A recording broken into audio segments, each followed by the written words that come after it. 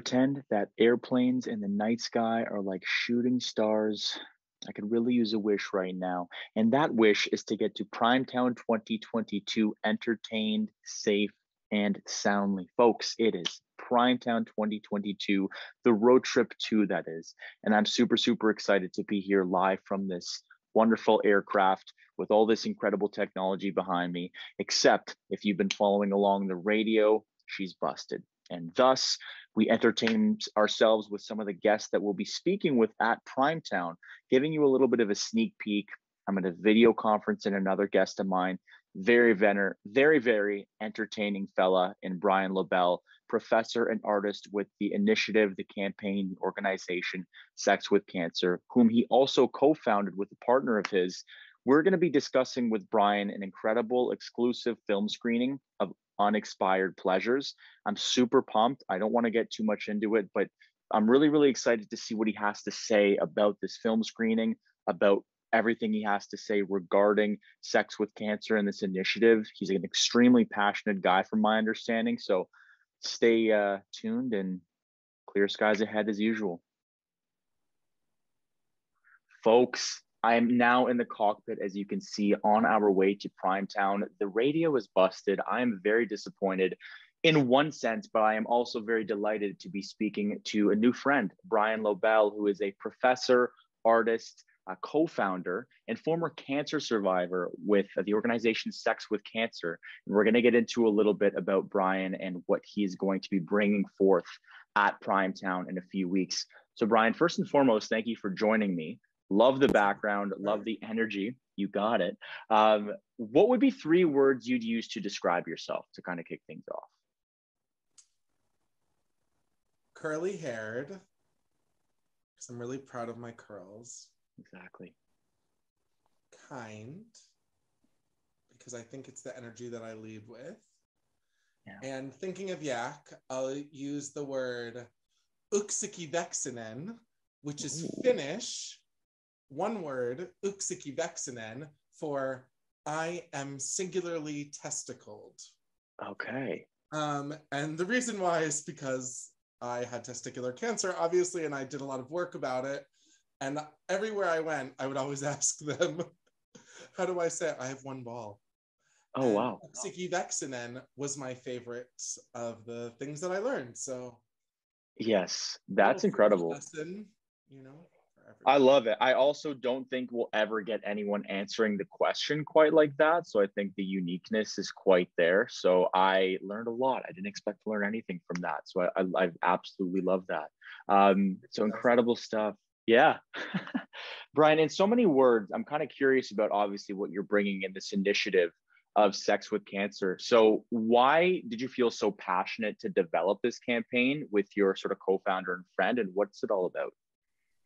So I've been working on issues around cancer for 20 years, since I was 20 and had cancer. And I started writing my first show about 15 minutes into having cancer. I was just noting a lot of strange things that were happening. The world suddenly turns on its head, and I started taking notes, and it became a show. And I started performing a lot for medical schools. I moved to the UK. I started working with doctors, with nurses. And I spent my 20s kind of writing about the cancer that I had, 20, 21 years old. And I spent my 30s kind of helping other people tell their stories about cancer.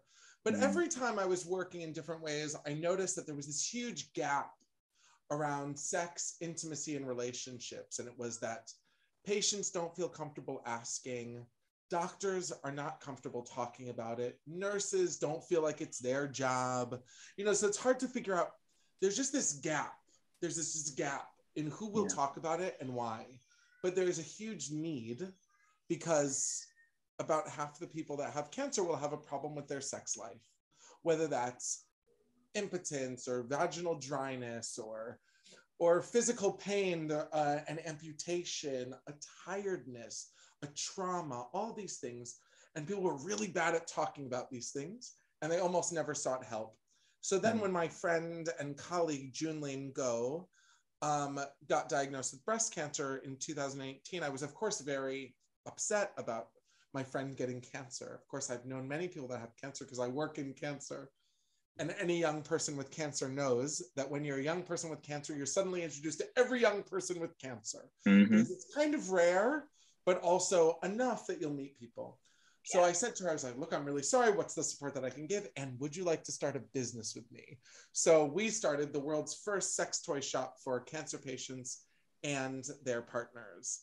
And so if and when you come see it, you can check it out beforehand, www.sexwithcancer.com. Keep it simple. Yeah. The goal was to try to give people confidence in asking questions of doctors, nurses, their support. They're also their partners, their friends, etc. Trying to Amazing. change the culture of silence around questions of intimacy and illness. So we kind of founded the shop in October 2021. And so now we've just been commissioning artists to make work about it.